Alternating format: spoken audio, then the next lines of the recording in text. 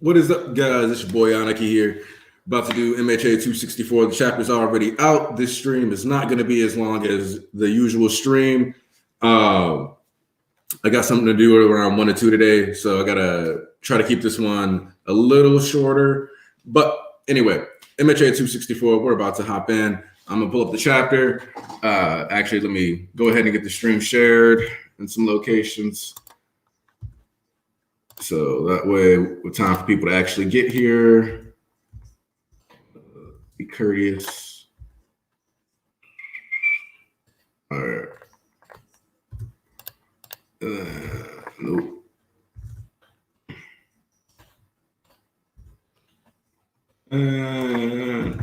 All right.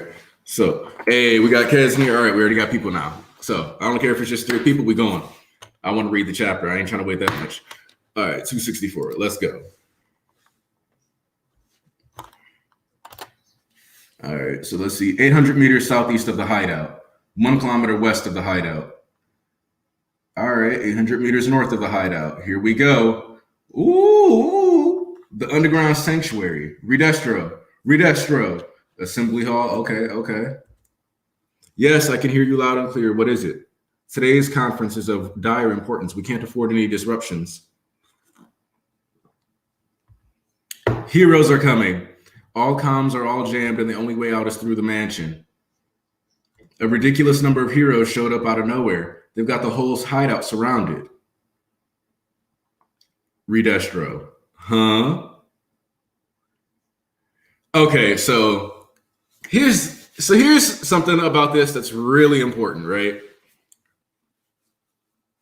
We never saw full-scale Redestro attacks. I gotta emphasize it again, because he's got like that destructive, like basically the same destructive force that AFO air cannon that wiped away half of Kamino does. And a lot of heroes aren't ready for that kind of attack to just come flying out at them. So we could real quick see these tides turn. Just keep that in mind. Stellar work. Charge. Woo! The spread. Thanks a lot. Electrification by the looks of it. But how many million volts can you withstand? Ninpo, 1,000 sheet pierce. Ooh. Oh. Somebody wasn't hypersonic. I put tiny holes in your lungs. Getting worked up could put you on death's door in that state. But a nice nap will have you healed in no time. Hey, midnight just coming through. Lacquered chain prison. Man, okay. Hold up, though. This is good because it is kind of nice to show us that, like, one, the UA teachers aren't the average hero, even if their rankings drop them lower. But 2, this just the top 10 like service we're getting here. Common Woods is number 7. Edge Shot's number 4 at this point. You know, them kind of getting a flex real quick and show us that, like, yeah, it's gonna have to be like the major commanders. This dude's probably like the 3rd ranked one of his division. So yeah, or it's just gonna come down to like the, you know, like the commanders versus the top 10 essentially. This is a mess. Even the regiments are falling to pieces. If you're gonna go down, at least take a few of those dogs with you. The ground. Good job, Mudman. You mean it? You gonna work on me? What the hell? Cough, cough, hack, hack. What the mushrooms? Hey, she got spore guns. We out here. Leave the crowd control to the shroom. Amazing she-mage. We got it from here. We'll take down their top guns with our full force. Yo, these kids go, man. These kids. These children impress me day by day. I sent out the date and time of the attack via code. And if I make it sound easy, believe me, it wasn't. The real threat here was the sheer numbers on your side, so I had to keep an especially sharp eye on you and your double. Certainly couldn't leave you to your own devices. Come on, what's up? Let's go over liberation ideology before the big conference. You didn't suspect a thing?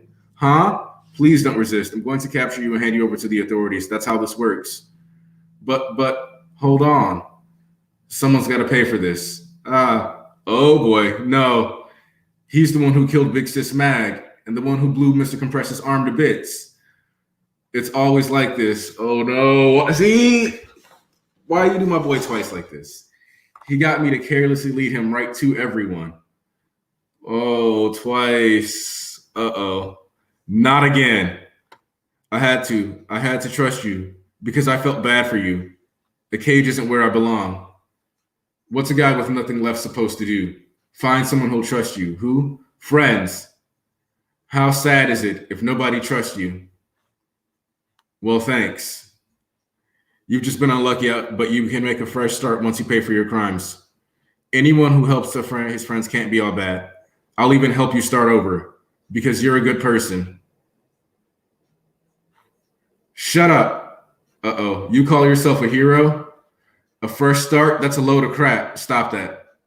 Come on, Bubaigawara. As for what happens to me, I stopped giving a damn way, way back. I don't want to fight you, Bubaigawara. Well, good for freaking you. Oh, the pain in Twice's eyes. I'd trade my soul for the League's happiness. Sad man's parade. This isn't your fault. As always, scummy heroes are to blame. Oh my fucking god, let's fucking go! Oh shit! I'm feeling some kind of way though. That hurt. That fucking hurt. Hold on, let me get these invites out here real quick. That shit hurt. Like, that shit actually kind of hurt my feelings.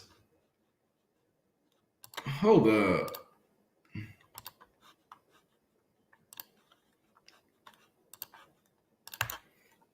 No, because I wasn't ready for this.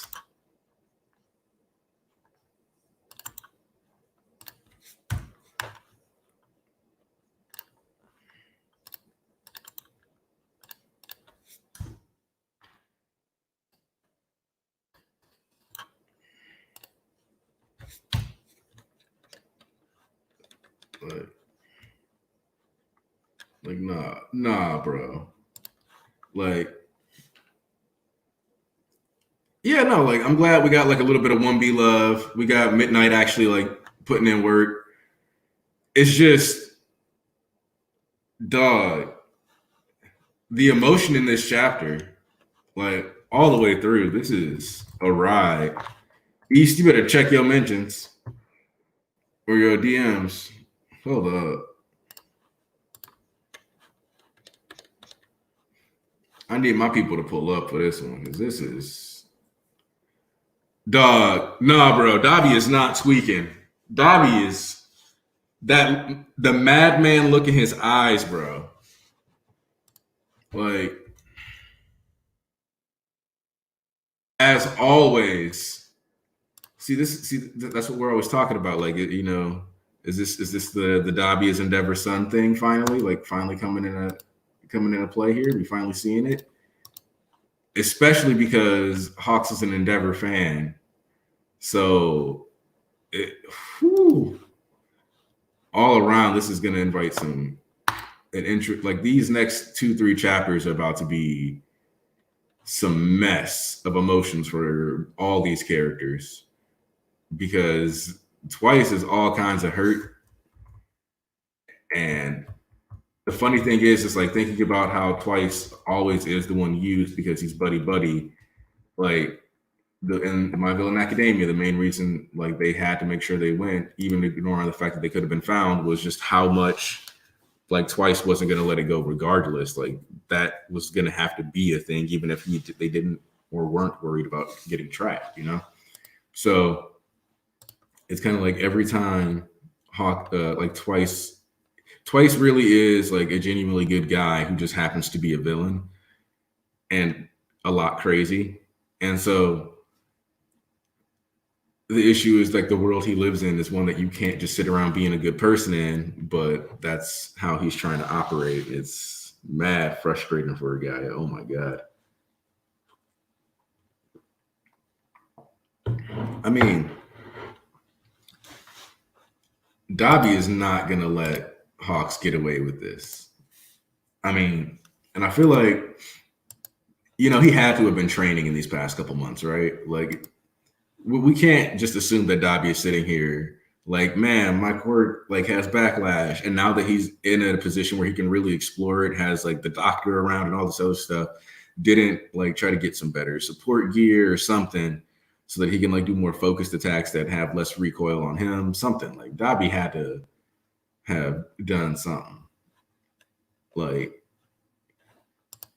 I can't just like assume that he's just sitting here still the same dude he was when he was trying to fight Giten, which was already like high due to AoE, but and like that's the important thing too. Like none of the heavy hitters like that we know are heavy hitters for like the Meta Liberation Army are like stepped up yet. We don't even know where Gigantomachia is still. Like, we still don't know where Machia is. So I mean, if everybody has to like go to the mansion because they're corralled there, that's fine.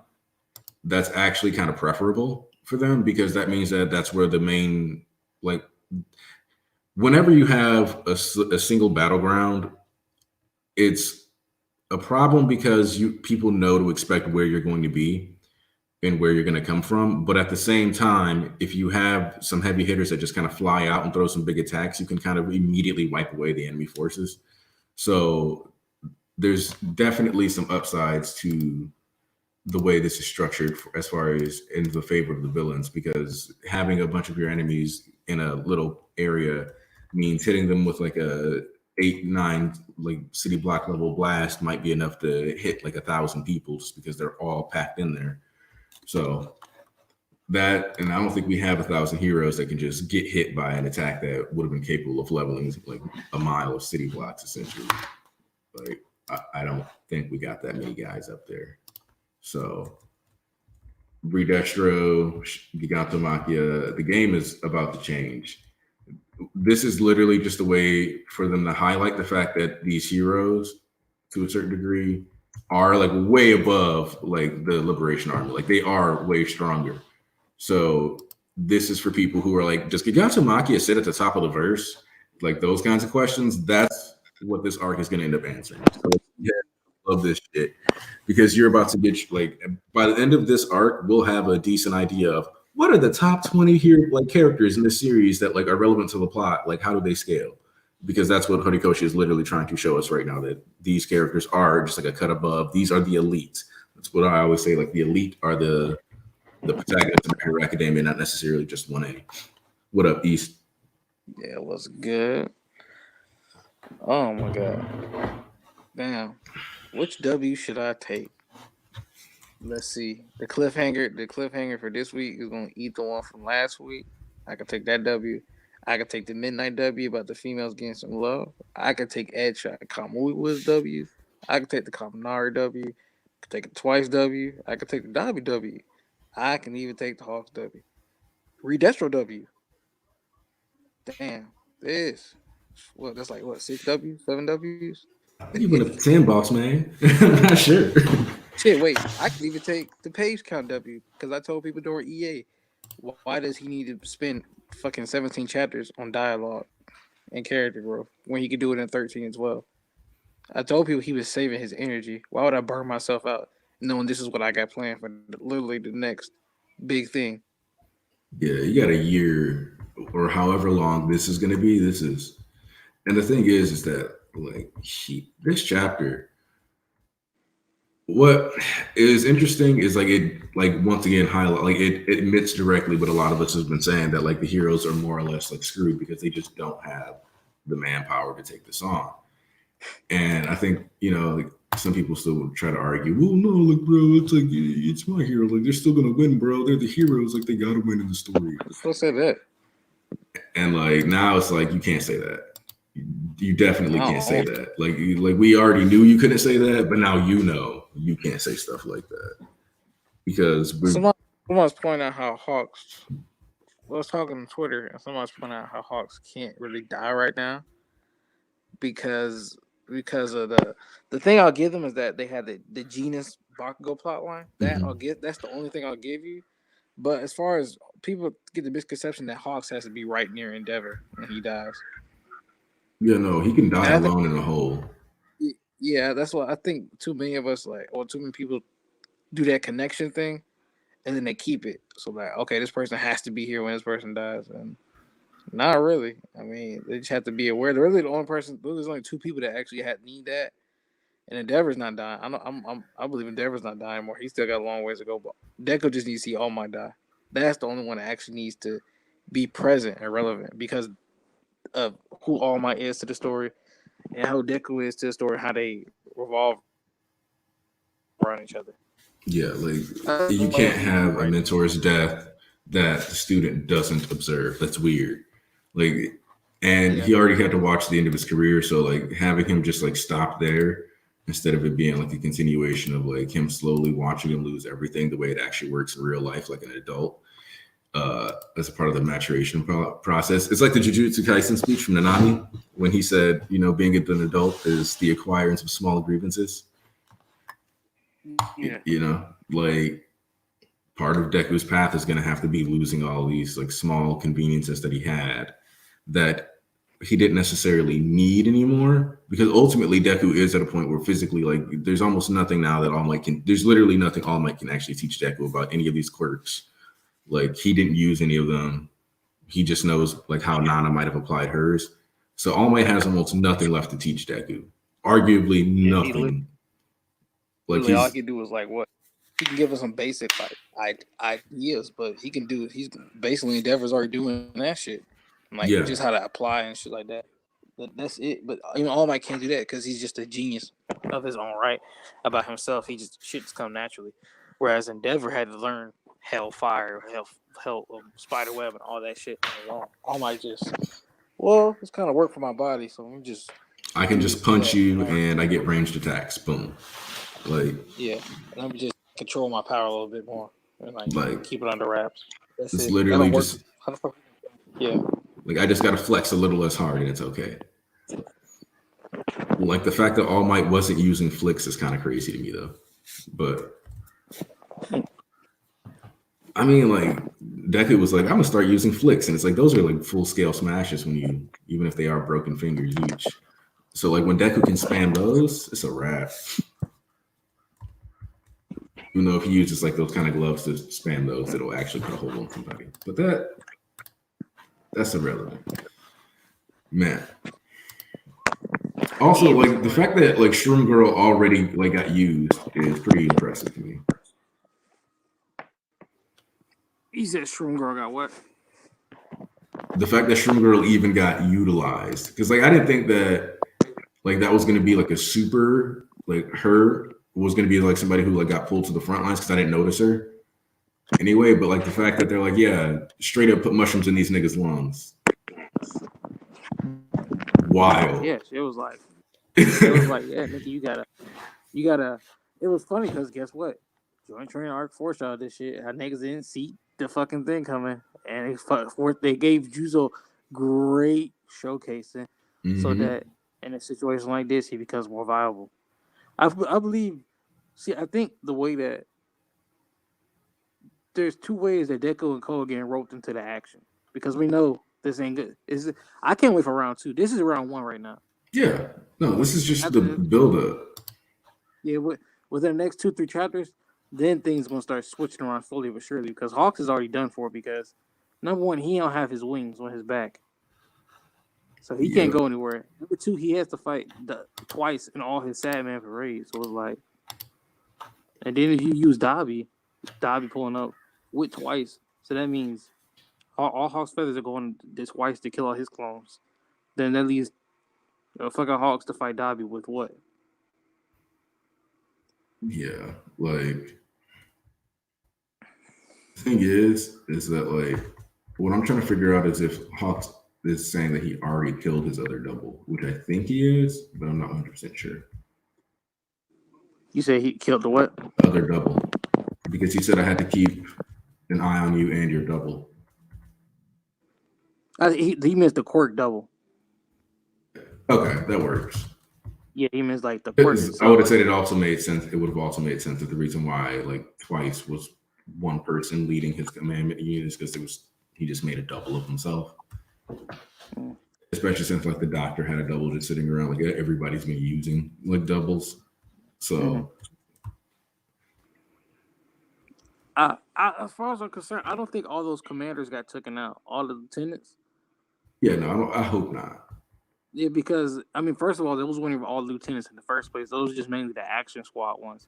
But I don't think because when I look at them, they don't, some of the clothes don't match Yeah, no, I don't as think. far. I think it was one of the commanders that got taken out. I Yeah. think it was just the lightning dude that went in there.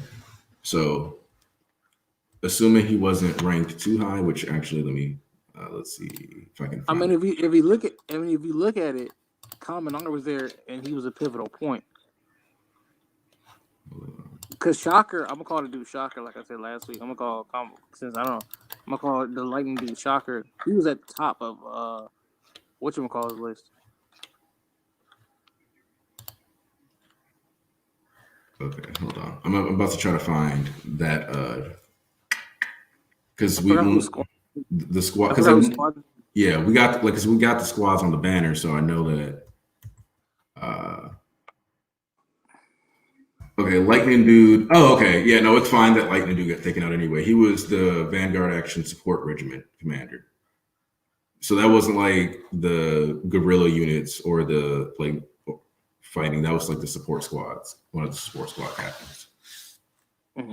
I mean, because he does have a support corps. Like technically, Tom Kaminari has a support corps. Yeah. So like If he yeah, wanted to. that's not like if the dudes from Dobby's and Gaten's regiment got taken out. Mm-hmm. And then and then think about it, they still got Gatan there and a bunch of other people we haven't seen. Yeah, that's why I'm like the heaviest hitters aren't here yet. So I mean, it looks nice, but the fact that like we know that once the heavy hitters pull up, they're going to be at a disadvantage just because the bad guys have multiple people who just like kind of drop like just big AOE's and go like "fuck you." Mm-hmm. What are you going to do about it? Then you still got Hanabata. You got to think Hanabata got like 10K. They got at least a 1K, 1,000 people downstairs. Mm-hmm. Downstairs in the basement. Hanabata, his quirk literally enhances you to go beyond your limits. Like they literally go on plus ultra. Like they enhance you and you go double crazy. Like if he touches your heart. And that's the thing, though, right? Like, let's say any of these dudes who got like their lungs pierced wake up, and Hanabata does one of his, like seven loud trumpet thing, boom, like yelling for everybody. If they're like kind of awake, they're gonna get pumped back up, and then whatever, like the maximum of them will be exceeded. So even if Kaminari was able to counter Homeboy before, it doesn't change the fact that like now, if he's got amped up by Hanabata's quirk, that he can't just hit even harder, and that will be too much for him to deal with. So yeah, exactly. So it's like they'll start like Shaw said, they'll die for the cause. which Like imagine that panel from NBA where all those niggas went double brazy and they try to jump Shiggy. yeah, Shiggy has decay and he can kill people if he wants to. Imagine somebody don't have the AOE like that, or well the thing is also is like they saw Shigaraki literally just tap two people and keep running, and they kept going. Like they were like, all right, I'm still gonna try to fight that dude though. who? That wouldn't be me. Exactly. Like these liberation soldiers are ready to die. Like they saw him, like a dog pile of them all get decayed, plus some of the building around them, and went, yeah, we're still gonna fight that nigga. Yeah, would never ever me. I'm just waiting on people to try to flip back and be like, yo, Redestro, go.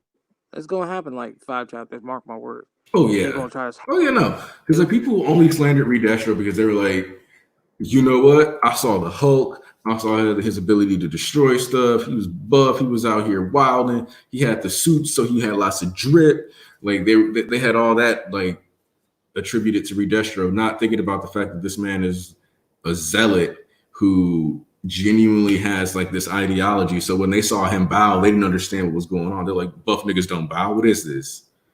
And it's like you missed like half the point of the character. Actually, like 80% of the point of the character.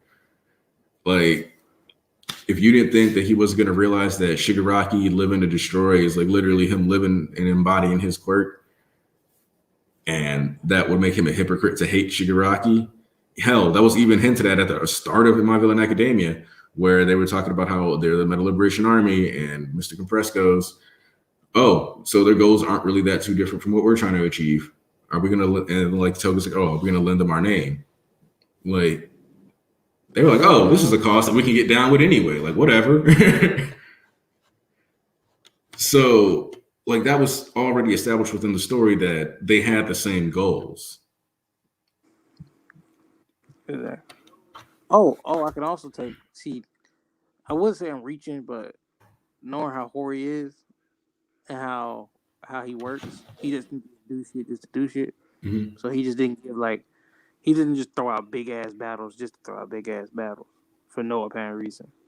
So so what I caught was, you know how Hori brings back characters every time their arc appears again, Yeah. like in the so you know Eri and Mirio pop back up. Overhaul was going on just briefly, and even Night I know where the Bubble Girl and Centipede were even brought up very briefly in the chapter.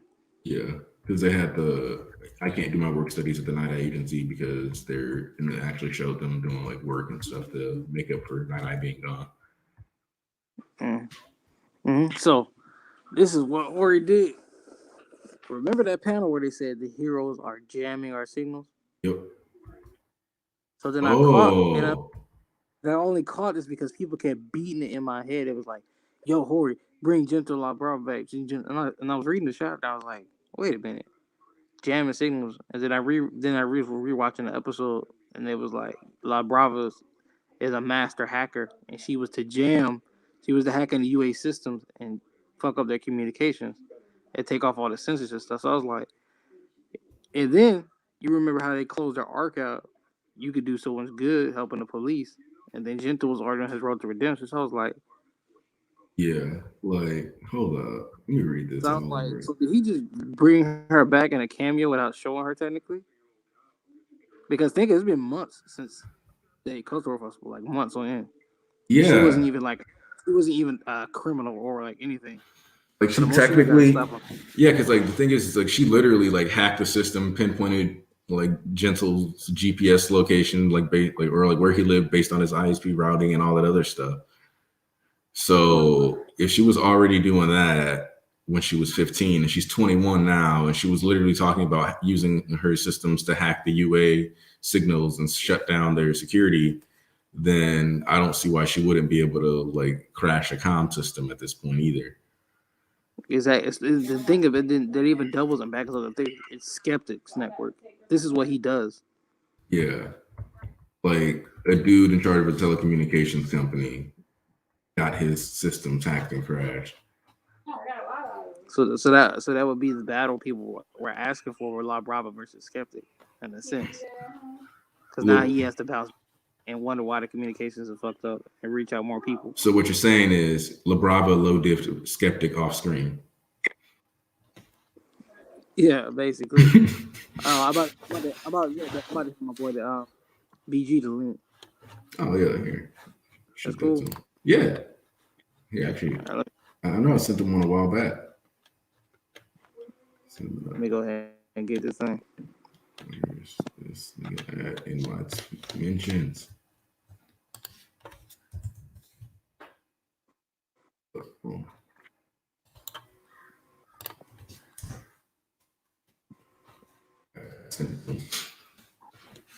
But yeah, no, like the thing is that one, Common iceberg is actually immediately identified properly, so that lets you know that electrification isn't a newer one. So it's not like a byproduct. It's not like Shoto's or Bakugo's work, for example. It's not one of those ones that's like upscaled from previous generations. So that is also a good little tidbit to like toss in there for world building. That like Kaminari level dudes do exist already. It's just that, like they said, because electrical quirks have such high demand, they can go on to do a bunch of other stuff that's not hero work. Also, Gang Orca being with the kids just makes sense to me. Like, the dude.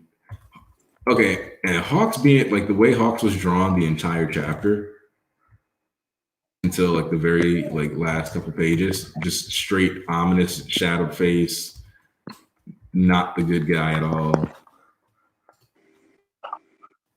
Like, Yeah, like demon. like this is why, like, the thing that makes Hawks an interesting character is because ultimately he is barely a person to a certain degree. So like having his face blanked out and just having it be like, oh, I'm the person, like the bird eyes shining, that like just kind of represents the will of the hero society in these scenes. It's like these people aren't that good. Like you can't look at them as like good people really either. Which we've all already kind of talked about how like that's like a big issue they have. But with this, it's kind of Yeah. like Hawks acting as their faceless agent, just doing what he's supposed to. Like, hold on, I gave BG the link. all right. I don't know where he at though. All right, but what y'all thinking of the chapter? How you feeling about Hawks? Is he? Because I know some people are. I know a guy that like adamantly hates Hawks because of the fact that he's like a spy and possibly killed Best Genius. Which, for hey, what up to? Welcome to the stream, man. Glad to be here. All right, so how was you feeling about today's chapter? I loved it, especially when we get to Hawks and Twice. Yeah, that part of the chapter is probably the most emotionally intense I felt for like Twice in a long time. I was actually not expecting like when I saw those spoilers this week, I did not expect to see Hawks actually show that he still cared about Twice. That actually surprised me.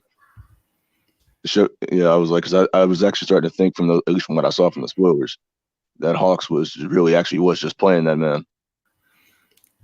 And that's the thing is that like after that like chapter where he started gave us the breakdown of their commander divisions, and he said like because you're a good person, like the way he phrased it, I think Hawks is a little in denial, and so like I was ready to like see him like be his friend to a certain degree and actually like feel bad, mostly because of the fact that while like he was conditioned to like be friends with everybody and like told to be fake, he saw someone in Twice who was genuinely interested in people, invested in them, and actually tried to become their friends and care about them.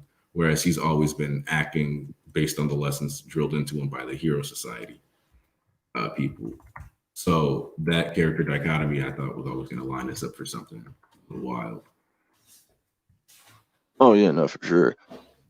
Only thing that's kind of scary, that's kind of like getting me now is I'm not gonna lie, I'm starting to question when's this turnaround gonna happen. I mean, I think we got certain pieces that are already on the board to make it happen. We got Dobby on his way to where Twice is. So that's going to be the trump card there. Redestro is going to get to that. Like Redestro, I don't know if you remember this in NBA, but when he started doing that burden attack, almost every single one of them, Shigaraki actually destroyed. So we never saw the full extent of that attack, even when we saw it destroying like multiple like blocks and buildings. Yeah. So, and like the super big one he did, if you remember, with the two hands, we also know for sure got destroyed. But it was still a massive attack that like wiped away a bunch of stuff. And then he's like, "Oh yeah, like just admit you like destroying stuff. I get it, dude. It's fun." So if he actually gets to launch that attack, the turnaround starts like right there. I'd like to hope so, because I'm not gonna lie, I'm getting tired of all this winning. You're gonna get too many W's. What is this? But like, I mean, that's kind of what makes this like so emotional, because it does feel like everything for the villains is over. They're about to be crushed, and like you see Twice like breaking down, crying, and it's like, man, they're really like that's good writing. Technically, this is why you're feeling this. You're supposed to feel desperate for these villains. Also, the fact that like we're cheering for the villains in this. Like, come on, we gotta trust that this is what the manga is after at this point. Oh, I have no doubt he's gonna. I got no doubt it's gonna work out in the way I'm hoping. Well, not the way I'm hoping, but I don't think it's gonna just stay this way. But damn, it's getting. I'm starting to get there with Rex. I'm getting nervous. I'm getting really nervous. I feel like the only way this would happen is if, like, Horikoshi like later does an interview where he directly states like Jump interfered with his shit. Like, I feel like that's the only way that can happen, because from what I remember, this is supposed to in part be a story similar to a Spider-Man run from back in the day, and the bad guys have to get control of society if it's going to be similar to that story. Like, that's a critical juncture. Oh, Rain. Yeah. I mean, I hope so. But now that's the thing, though. I don't know, because what is it next week? It's probably going to be about Dobby. I'm like, I don't think Dobby's going to just one shot this man. So I don't know what's going to happen there. Yeah. I want to see if Dobby has all of a sudden got pinpoint attacks. I want to see if he's like trained or like actually been training these past 3 months, because it doesn't make sense for them to plan all these attacks, have options to get all this support gear, do all these things to like not have to deal with the downsides of their quirks as much, and just like sit around and like just sit on it, right? Like, wouldn't you be improving? So to a certain degree, I could see like Hawks getting damaged at least by Dobby here. And then, especially since apparently they have like a sibling-like relationship. And if I'm being honest, like this is the most emotion you've seen on Dobby's face in a while, and it's in direct regard to getting protective of Twice. Oh yeah, no, of course, because he's ready to start barbecuing. I'm sure. It's just was it? Because it's like, honestly, I don't know. It's not going to be good if they just if Hawks doesn't get at least one more showing before he gets taken out. Yeah, I think what'll probably happen is like a quick fire blast that does a little bit of damage but blows a hole somewhere, and then like that's how like Hawks quick runs away to like regroups and then actually get into combat. But then he's gonna have to like rush there and tell them that he failed to capture Twice, and that's probably gonna change how the heroes approach things, especially because the villains like from then on, like we're already seeing the start of the Sad Man's Parade. And at any point, any of these other Twice clones can just start like making other clones. So if he makes a Redestro clone in here, or like if they let him measure Giganto Machia, like we could see that turnaround next chapter, depending on what the clones and Twice end up deciding to do, you know? Oh yeah, no, for sure. It's because if they do that right, then well, what is it? They're gonna have a second army at that point. Yeah, like depending on the thing is that I fully believe that Twice at least has measurements for all the commanders. Oh, well, really? Yeah, it could be like it would make sense like if he didn't go and measure everybody in the army, right? Like some of them are like they're all like some are just stronger than others. But the reality is that the mental assets that the commanders have, plus like their physical abilities, should be enough that most of them would get measured by Twice, so that he could at least make clones of them to do other things. Just because of like how many people rely on like Twice clones for, or like just like the way the Doctor was using the doppelgangers, like they have such an advantage where if you like would have think about it. You could have like Twice make a couple more Twices, and then those Twices make clones of those commanders. Now those commanders get to do the same thing Ujiko did, where they get to like handle their Liberation Army work while having a doppelganger back at home handling like the daily appearances, making them even like more inconspicuous. So it's like that whole possibility, plus just you kind of want like to be able to have like if you can have your heaviest hitters 3 times, wouldn't you? I think I just got a bit of a fear or something like that because what is it? Because what is it? That electric dude got knocked out, right? Yeah, and he was the support regiment's commander, so like that's a little less bad. It's all about like because if they bring him back, that gives me like fairy tale flashbacks. I don't like that. Where where they did the Historia. And I was like, oh yeah, we get to see them fight again, and then they might actually be good this time, and then they all got one shotted. Yeah. I get PTSD on that type of shit. Yeah, no, I don't. Yeah. See, my thing is that I trust Hori to never fairy tale us. The only reason for that being Night Eye, because the man literally gave himself the fairy tale button. It was like,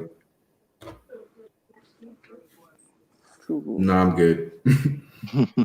So part of me is just kind of like, all right, we can trust him to kill people, and we know he was willing to maim people. He just ripped off Mirko's arm. Even if you can get cybernetic enhancement, that's still not exactly a good thing to have going for the rest of this arc, or at least the rest of this battle. Like her being down an arm is also her having lost substantial blood and being in a lot of pain. Oh yeah, no, for sure. Which, although the only thing about that is I hope they take her under her legs next, because that doesn't really affect her quirk. I don't think it does. Does it? No, her arms don't matter as much. If they take her one of her legs, then yeah, she's basically gonna die.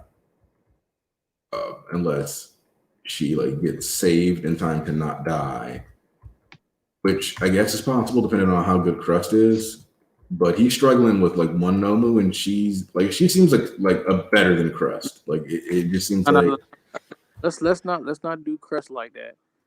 Let's not do Crust like because listen. Everybody was saying she was about to get bodied when she got smacked into the wall, right?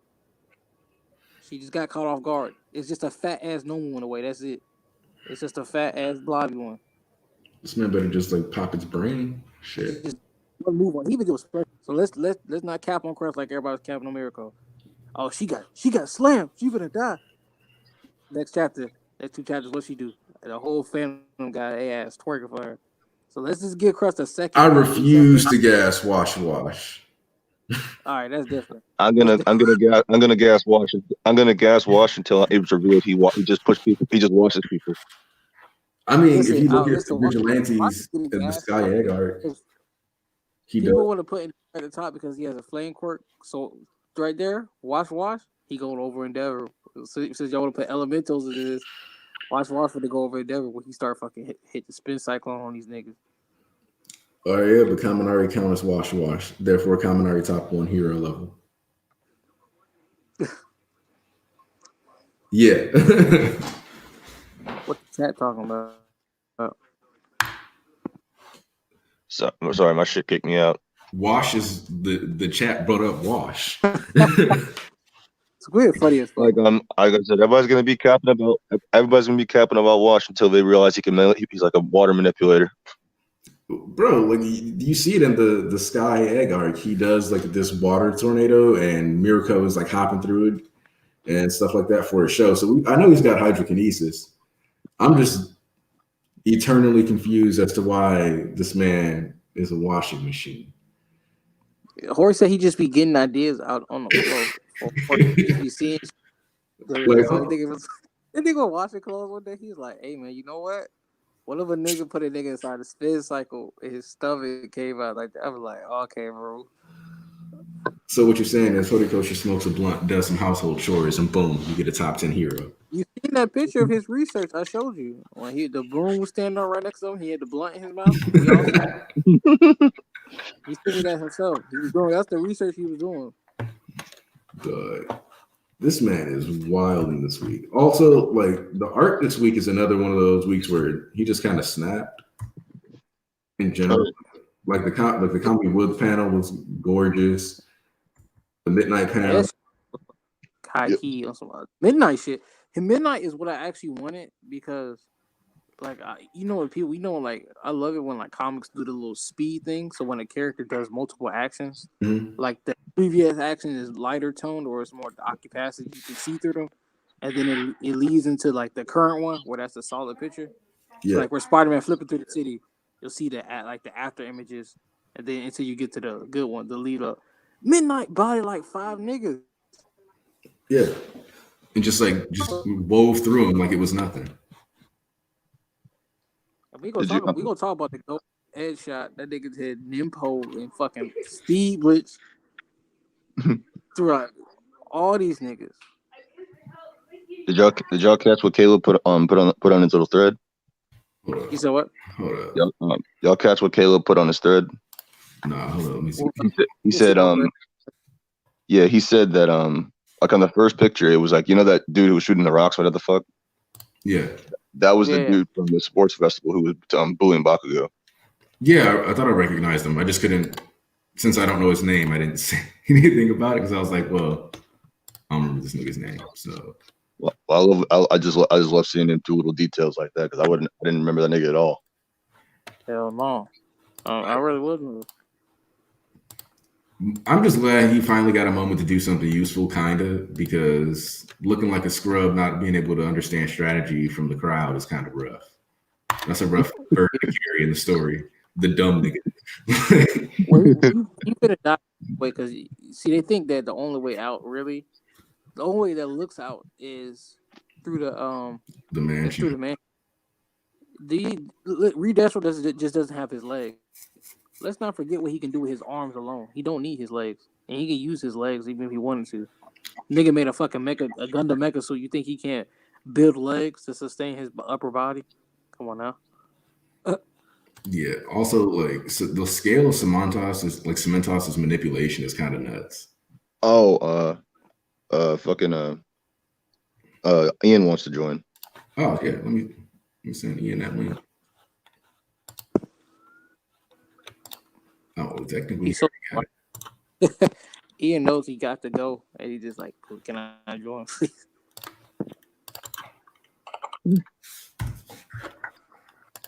All right, chat. We have two special.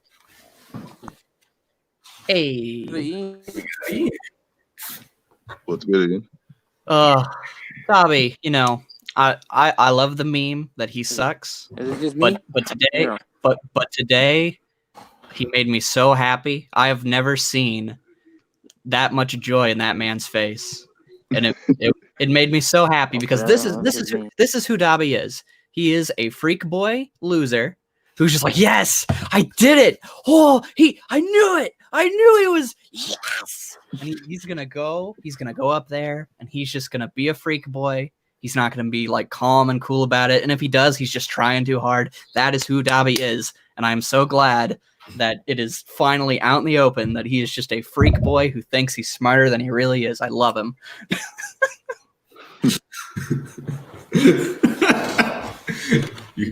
You kind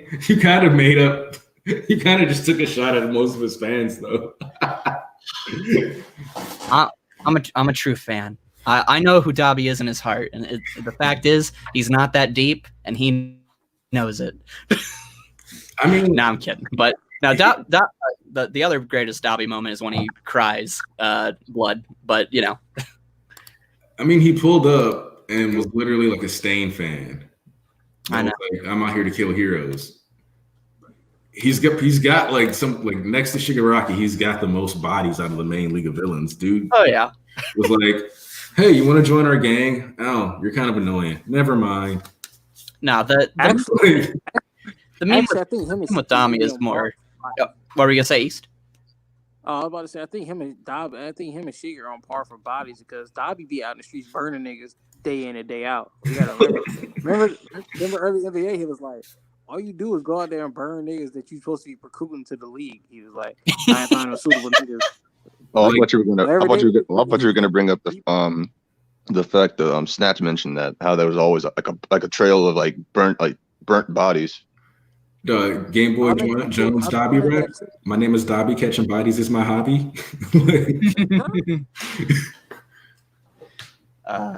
But besides Dobby being a freak boy, which I love, obviously Twice was the star of the show, and so for a while I've been listening to your streams, Aniki, and how you keep talking about how because a lot of people are freaking out, like why are the heroes winning, and you keep bringing up, but like you were saying, I think it was a couple chapters ago, it's like no, but really this is like the boot of hero society pushing down on these people who are like abandoned and all that stuff, and I understood that, but I was like, I don't know if at this moment if Horikoshi is making that clear. But this chapter, I was like, all right, it's all over the place. If Hawks is in the shadow, looking like the bad guy and looking like this like dark demon, you take out poor Deadpool, you know, who's crying, and they have like all these shots where it's just like, yeah, I sure did manipulate you, but it's okay, buddy. Like, because once this is over, I'll help you out. And he's like, oh, okay, I get it. And then you know, if it wasn't clear enough, if Horikoshi didn't make it clear enough, at the very end you have the hero who is drenched in shadow saying, yeah, it's us scummy heroes who are always making this stuff happen. So we are supposed to feel like, no, the villains are losing. So good job, Aniki. You called it like always, but it took me a little bit to like fully see it come out. I was like, I agree that it's there, but I don't know if I could see it like in the pages. I understood the undertones, but now it's right there. It's blatant. And I love the fact that Hawks is conflicted. That panel where he's just like gritting his teeth. Yeah. Is actually really important. That was really good too, because if it was just going to be a full betrayal, like sure, Horikoshi can make you care about a character in a chapter, and he can make you care about a relationship. Like he did the Mirio Tamaki relationship in like 2 chapters, and we're like, oh, but I think it works better that he still does care about Twice, and it's not just, oh no, Twice was betrayed by Hawks, their friendship that I cared about for the 6 panels. So this adds to it instead of undercuts it. So it's good. That's what made me very happy when I saw the chapter, because I was actually I'm kind of scared about that, because I was like, Hawks, don't tell me you just played this, man. Yeah, because I'm like, you said all that shit was all bullshit. That wouldn't be right. That wouldn't really fit his nature, in my opinion. So I'm actually glad that they stayed true to that. So what you're saying is Hawks is toxic X. And to add to that, just because he hesitated on apprehending Twice doesn't mean he did not kill Genius. Somebody tried to use that as like a straight up, well, you know what, now he definitely didn't kill. Just because there's a difference. He has a choice to kill Twice. Before he doesn't have the. I mean, you can make a heads or tails as evidence for support both ways. No side is wrong with this. It's just that you can't just say, well, absolute fact, he didn't or he didn't. The Hero Association told this nigga, yeah, you gonna have to sit by while bodies drop. Idly by. Hawks got dirty in my hands. Hawks is not a hero. He is a slave to the association. He does what those niggas tell. He literally said, I can't. It's a request I can't refuse. I can't refuse what you guys ask. Oh, it's not just that. It's like, yeah, now they dead ass told him that he has to that they don't give a fuck what he does. He just needs to do whatever it takes to get the job done. And so I mean, and I'm pretty sure that he fucking determined that was what he needed to do. I don't think it's that hard to believe that he did indeed kill Genius. And the thing that is important to note is that I wouldn't say he was kidnapped, but to a certain degree, he was kind of kidnapped. Like, oh wow, this 5-year-old helped out an accident. Your life's decided, kid. Like, they told him, like, your family isn't gonna want for anything anymore, and they took that nigga from his family and started training him up.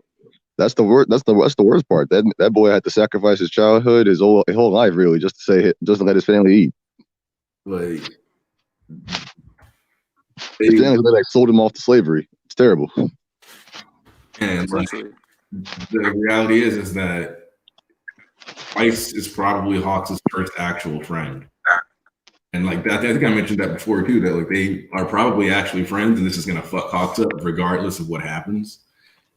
Not even talking about like injury or anything like that. Mentally, he's not gonna be the same after this. He won't be, I don't know. I don't think he'll be alive long after this. I mean, I don't either, but I'm also a fan of Hawks living mutilated, because I think one of the overhaul was like a foreshadowing of what's to come, which is if you have like a conditional quirk that's like tied to your body part or whatever, then you'll be maimed to lose your quirk that way instead of actually being hit with like a bullet, because we don't know if the bullets are actually being reproduced yet, right? So because we don't know about that. I hope it's a biochemical weapon now. That'd be fucking terrifying, like an anti-quirk gas bomb. And everybody, and then they were already working on the serum. So if the league dropped that shit in the mansion while everybody else already took the serum for themselves, or majority of people. Oh. Oh, Because I just can't buy that they would stick. they stick to the bullets. Ooh. Yeah, I just don't see them sticking to bullets whenever they have the doctor who could easily make it into something at least like a cannon. You know. The quotes that this is based on did gas attacks. So It's weird because like, what is it? When they were trying to they were hesitate, like trying to figure out about copying the shit. I don't know why they never thought about bringing it to Ujiko, at least in the flashbacks. well, they did. When Shigaraki finally like ran into him, he was like, "Hey, I got some bullets for you." Ooh, I do not remember that panel. Yeah. Yeah, and he hasn't forgotten because there's a Twice flashback where they're like, "Why can't Twice make it?" And it's because he, since he's not making doubles himself, he can't do it infinitely. But also, he doesn't have the exact like what it is, what it's made of. So, Yeah. but the doctor could figure that out easily. So you could have infinite bullets. You don't need area anymore. And so, if they go with gas attacks, that's nuts. But also fitting because it's not. It's like we've seen. Like one of the things that I like about My Hero Academia is that definitely you can tell that the humans scale higher than like the average human. Like, Yeah. you can kind of tell with like the shit they get hit with, but must prove that like internally they're still squishy, still a squish bag at the end of the day, and your organs still don't like poison. So we're getting pierced by Nepo styles and sheep pierced. And so like you have, but like the important thing was mustard at the training camp. Like that establishes that gas attacks and like just huge amounts of gas. And one of the team up mission chapters also emphasized a person whose quirk basically had basically a gas attack. So we've got the structure that like gas attacks do happen, gas attack type quirks exist. There's kind of no reason for us to assume that a gas weapon is off the table. That would just be slowly eroding the quirks of anyone who breathed it in. Which. So what? You said the league spreading the coronavirus around. Then that's crazy.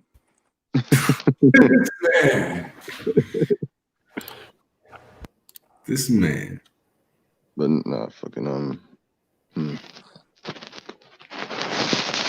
Well, if that's the case, though, I'm actually wondering how they're gonna tie this back into the kids if they are at all. Well, the thing that's like tragic is that would mean that some of the kids would have to lose their quirks. So, based on like location, we'd see like Kaminari lose his quirk. We'd see Tokoyami lose his quirk. Oh yeah, he's got to get involved in this Hawks thing at some point. Mm-hmm. Honenuki. We got to pay that off. Yeah, well, like Honenuki wears a weird mask, so he could possibly go underground and be like not affected by the gas. Yeah, actually, that'd be like a way for him to spread that information.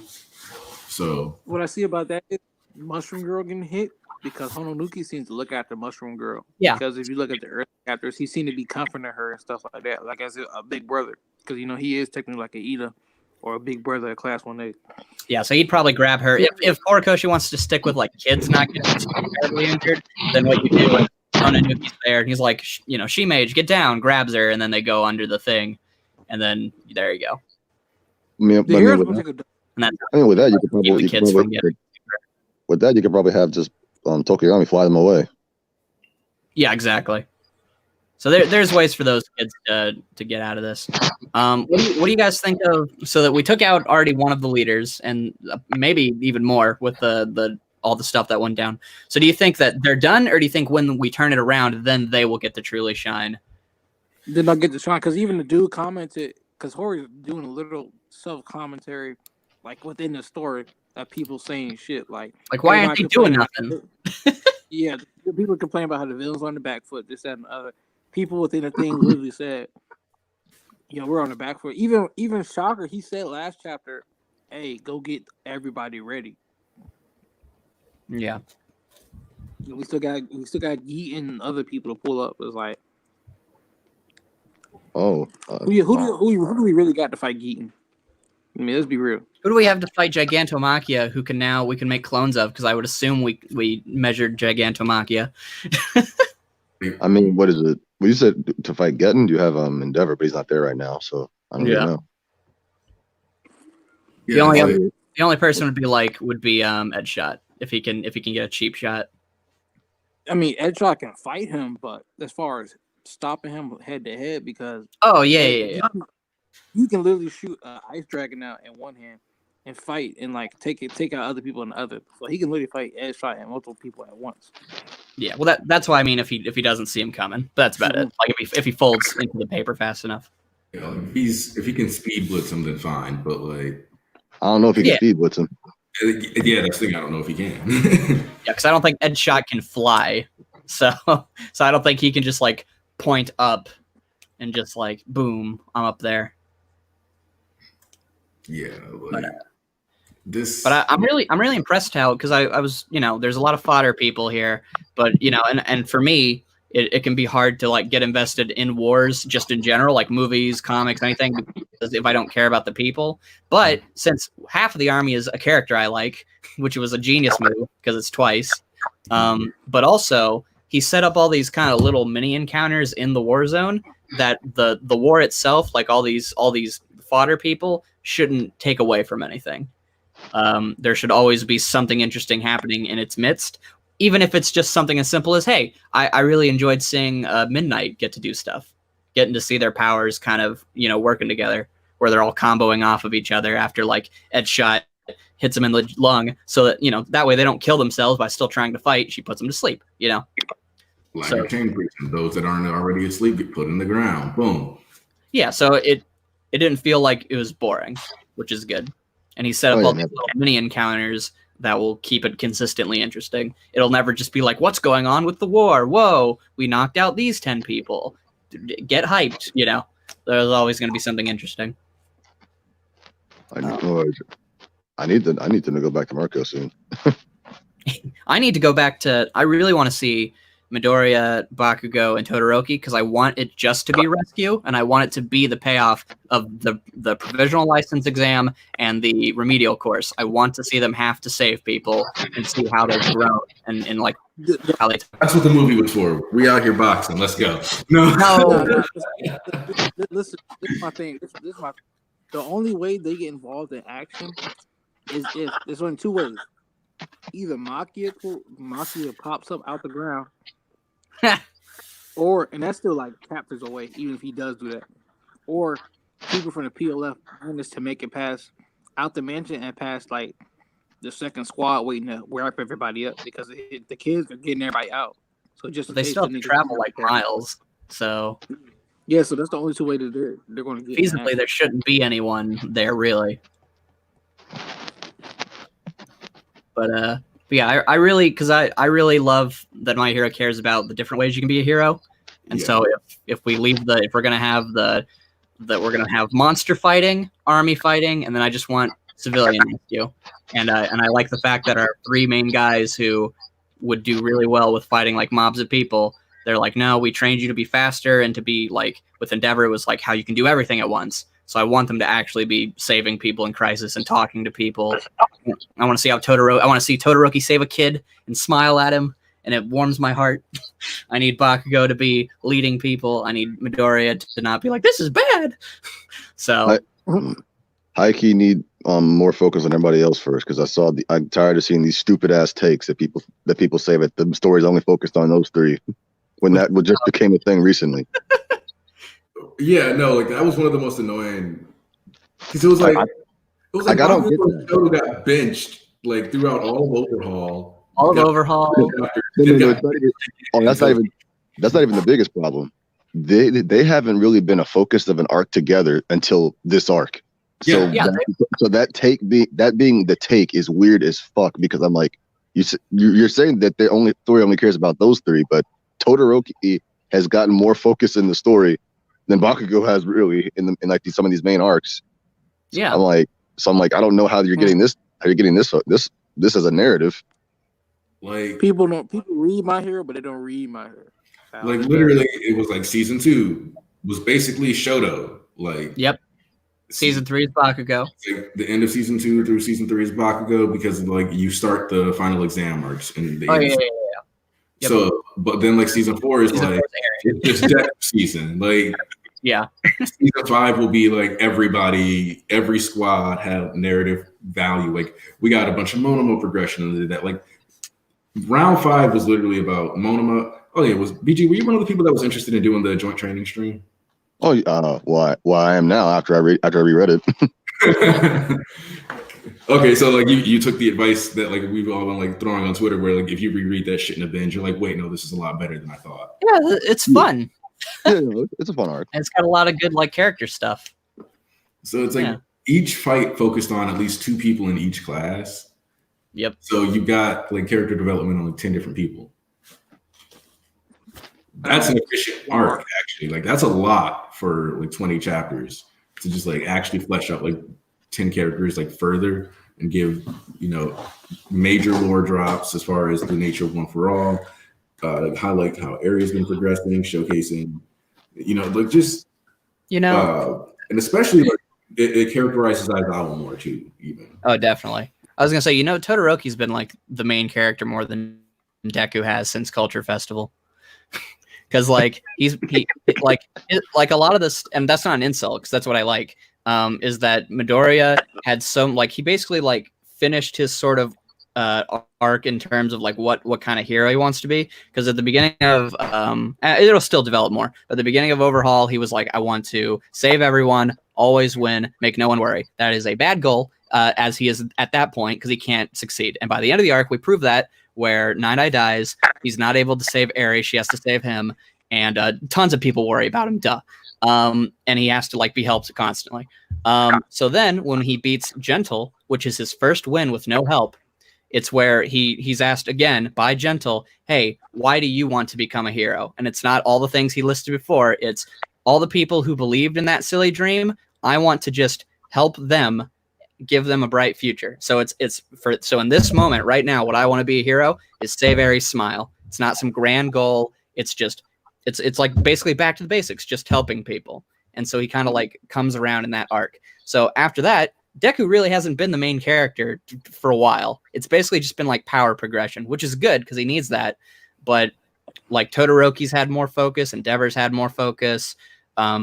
Bakugo's pretty much in the same position as Deku, where it's just kind of little things with instead of power progression, it's more like his personality. And Bakugo, he's been mostly small things throughout the series, if we're being honest. Yes, no, definitely. I mean, he is the definition of a slow burn. Well, I mean, that's the one thing about this arc that I definitely need. I need him to fight somebody. I need him to fight somebody. I think it'd be funny if he never got a one-on-one villain fight. He just fights heroes. I need Bakugo to get that because Bakugo gets the best panels. Like that joint training panel where he's like, hey, you guys back me up. And yes, he's smiling and flying. And the X catapult panel, 2 of the best panels in that entire arc. Yeah. I love that flying panel. Great monkey boy energy. Although the Todoroki panel where he unleashes all of his fire is pretty amazing. Yeah, no, like there's a lot of banging panels just like in that arc that just like It's amazing artwork, definitely. I mean, honestly, first of all, shout out to one of the best panels when Hawks and Tokyo were standing above the city. Yes, I love that one. That one's good too. Yeah. But what's funny is I love Horikoshi's cartoonish style from the jump, but the realism and the cartoonishness that was going brazy during joint training is kind of low-key my favorite art in the series. Like every arc has a different art style. Every arc is always different, always changing. And more so now, more than ever, starting to advance. But Joint Training still has some of my favorite art, hands down. Like, it might be just because, like, he was using so many English-sounding, like, comic book style shits.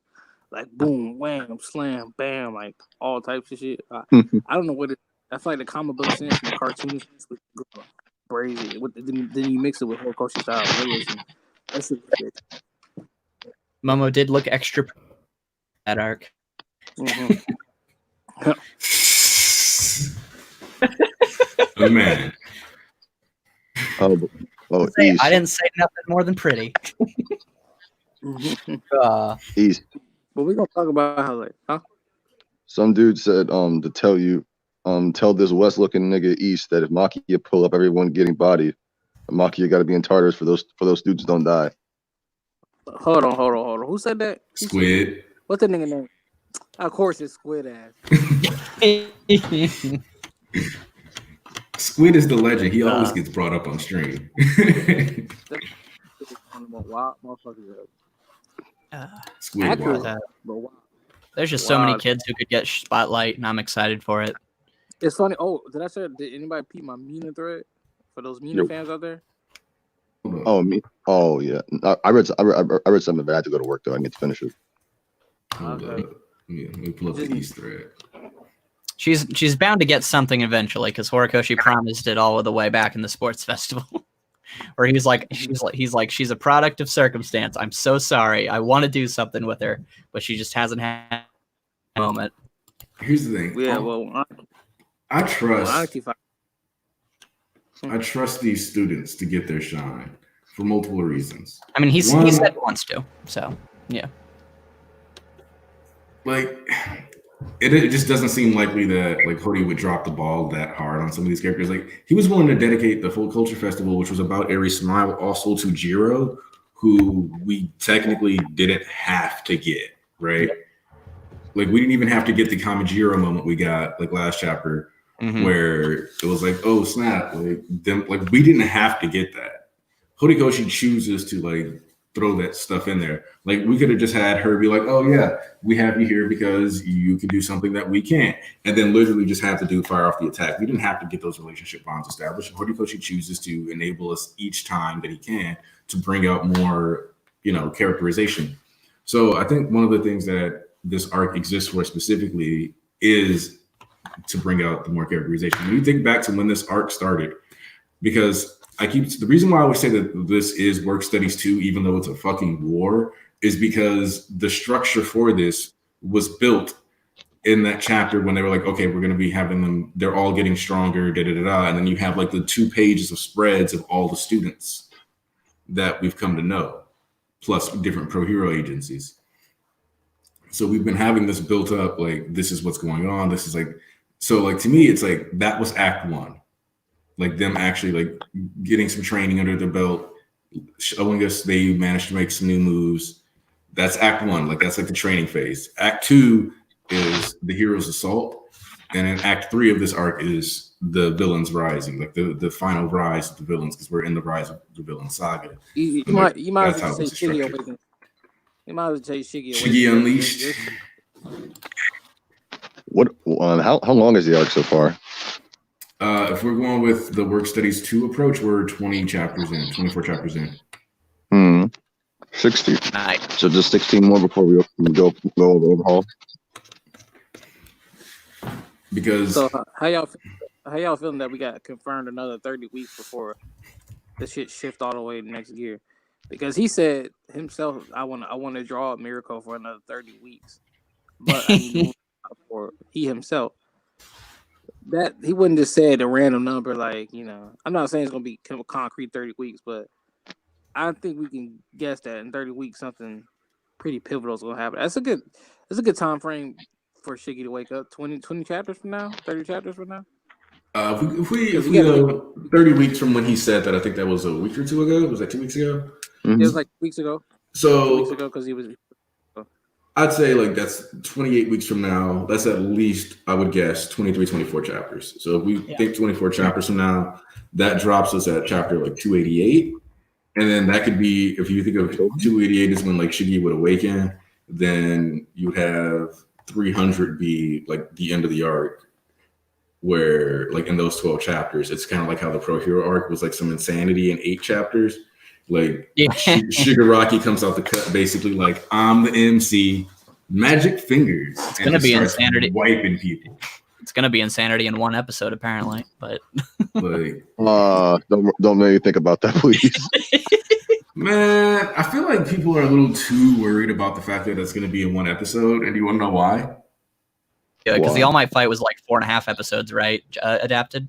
Like Kaochan vs. Deku Part 2, like the episode is 3.5 chapters. Yeah, and I'm pretty sure the All Might fight was like 4 or 4.5. Like the All Might versus All for One. So they could do it. It's just funny. well, it's also because there's a lot of dialogue, and there's a lot of dialogue in this too, though. Yeah, it's like that's the thing. You'd be cutting out on some of the cutaways. You'd have to cut them out for the cutaways. So it's like ooh, I'm like, that's really fast. Mm-hmm. Yeah. That Like, there's Season yeah. 4's been doing some questionable things, so I wouldn't put it past him. That's not their fault though. That's the production committee on. No. That's why I call it just season 4 as this nebulous entity. Just it as itself. I ain't blaming nobody, but just the season itself seems to be in this kind of wonky position. so No. I know you're not blaming anybody. I am.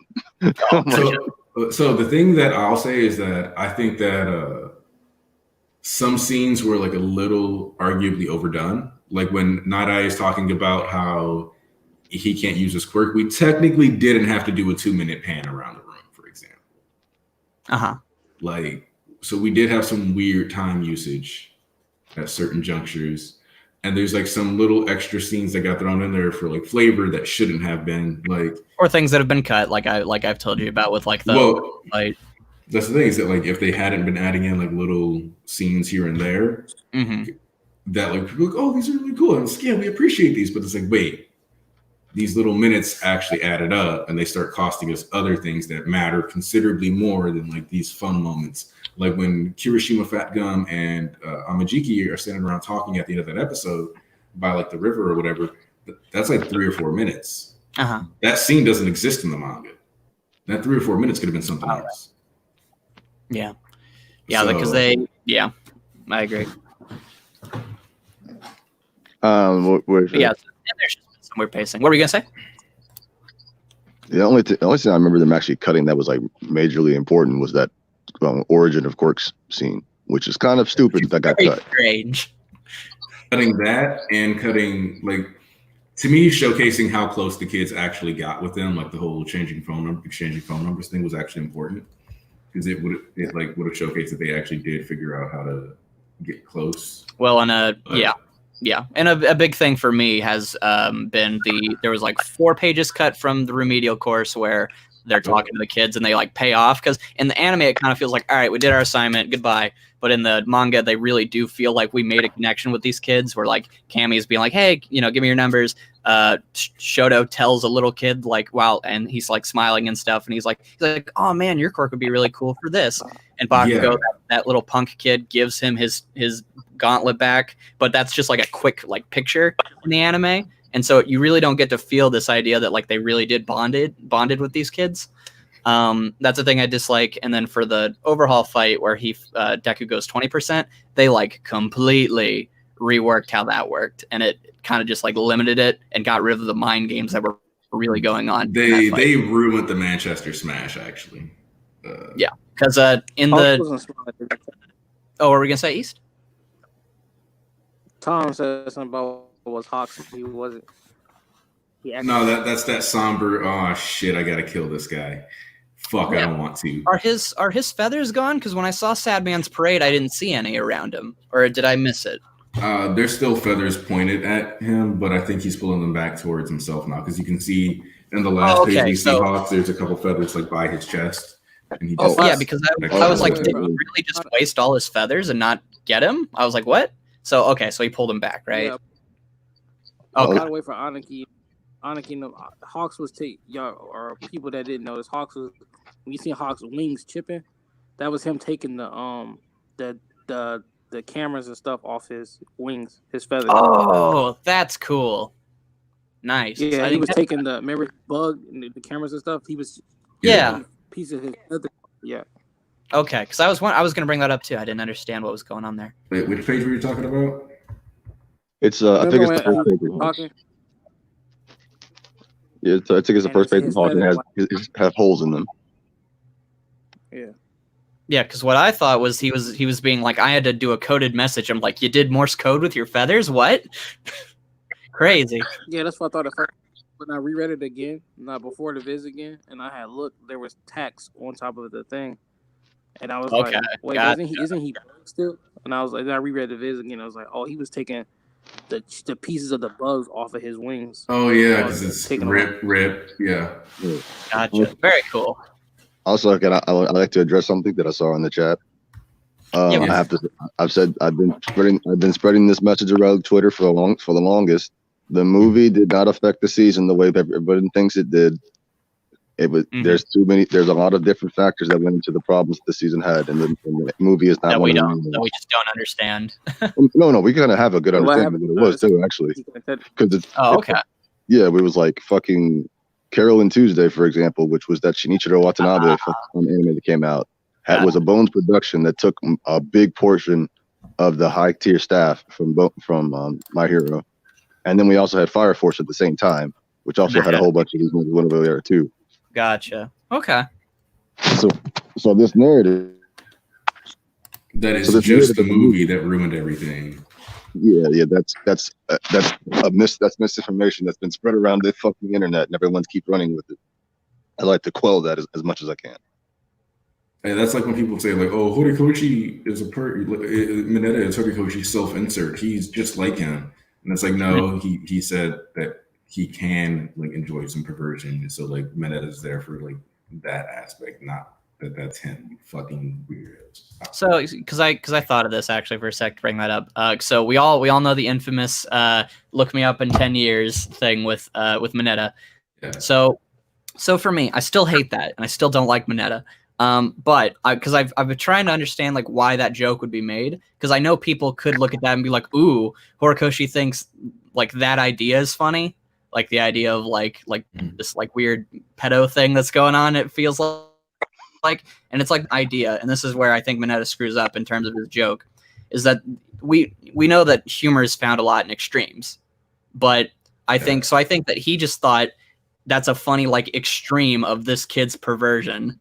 Of just like, we'll just go all the way, and it's so ridiculous that you think it's funny. Like, think Bender. Bender says like ridiculous things or like steps on things he thinks are babies, and when they say, "Bender, it's the baby," he goes, "A baby what?" He doesn't care, and it's funny. So I think it's the idea of like taking the joke of Mineta to an extreme, and it just didn't hit like I think he thought it would. I mean, when I saw it in the anime, it didn't bother me that much anymore since I've already mentally prepared myself for it this time. Yeah, I was just more thinking of like anime onlys who saw it for the first time, and with like the whole like cancel Hori thing with like the whole Ujiko whatever debacle. I was just like, all right, let's think about this for a sec. I'm not gonna lie, I was when I saw that in the anime, I don't know, I was like hesitant on. I was like conflicted. I don't know how I felt about it in comparison to the original line, because the line's different in the anime.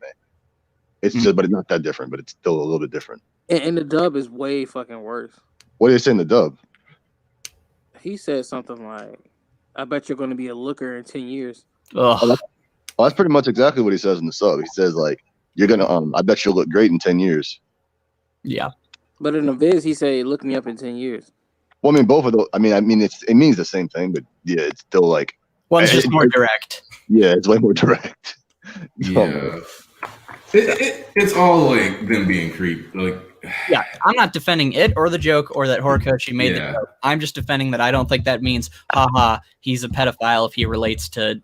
Yeah, no, like I understand people like to do that extreme humor thing. Like we've all done a couple like extreme humor. I mean, how many jokes do people make just like black humor of just like, haha, die? But like, we've got to the point where that's just more funny. To people, not right now apparently, with all the stuff going on. But I think he probably just took it to the extreme. It was a bad joke, shouldn't have made it. But I don't think that makes Horikoshi a bad person. So. Also Dustin's pulling up apparently. Hey, about time, nigga. Oh, actually, shit, it's almost time for me to end this because I'm like, let's see. So. And then okay, yeah. Mario didn't get any flack for his off ass joke. Oh yeah, no, don't remind me of that. Yeah, I mean that one I always wrote that one off as all right. That's him being an idiot. That's him being an idiot. Yeah. That was creepy. All right, real quick, I gotta hop in the shower. Y'all handle this stream for a bit. Nigga, we gotta hop in the shower. 10 minutes ago, I got a message telling me I hope you're ready and getting prepared because I was supposed to be doing something with somebody. You just make Dustin a cameo. Say hey, and then it ends. So I'll be back in like 10 minutes. All right. I'm going on a date. I was surprised he was still streaming. All right, it's done the screen now. Back to the OGs. What's up, ENBG East? What's up, yo? Hey. What'd you think of the chapter, Destin? I liked it. I liked Twice. His emotion. I like how Horikoshi keeps giving shine to Twice. I like how Hawks was portrayed as like the bad guy, with the shading, and I just like how this really for to push Twice over the edge. And I liked how the villains was like getting their ass kicked, because that just shows that I was talking with Rex about this. That it shows that like with couple that with the way Twice was being portrayed, it really shows that like the villains are gonna win this shit. That the Aniki was right a few weeks ago when he was saying that we're supposed to be rooting for the villains, and how like Horikoshi's making it show like this is the boot of Hero Society, like pushing down on these people. Because that was something I brought up to him. I was like, when he said that originally, I didn't really kind of buy it, but now it's like clear. It's like fully clear. See, but the last time Horikoshi had me rooting for a villain, that nigga lost, and that was Gentle. I was rooting for Gentle. I was just about to say, so the episode came out this week, and one of the big things people bring up is that Deku looks like the villain. It's not even like the villain. It was just like that. Horikoshi did a good job of making you feel for Gentle, like, and understand him. Oh no, they definitely did that this week. Yeah, he looked way freakier. But what even is that? I'm talking about when you see Gentle's backstory. That shit hit. Like, because in that one, you honestly had the audience thinking that when he fucked up, he killed that man on accident. It looked like to me. I was like, God damn, that nigga dead. I don't give a fuck what they say. That nigga's dead. Yeah, that flashback was really good. I liked it. Like even in the manga, like that flashback was like it hit. Like it really hit. Yeah, gentle fight's the best fight for me. It's up there. I think it's like definitely like I might even say that it's the best fight. But I definitely think it's the best Deku fight. But that Baku Deku 2, yes, that shit was hard too. That was great. That's my favorite. It just kind of ended abruptly. That's like the only thing. Like just like in a flash, it was over.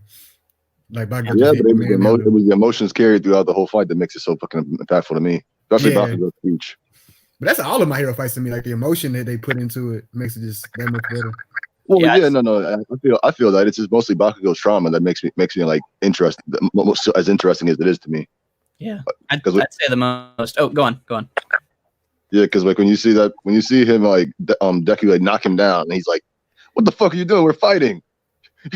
I'm like, yeah, I love that shit.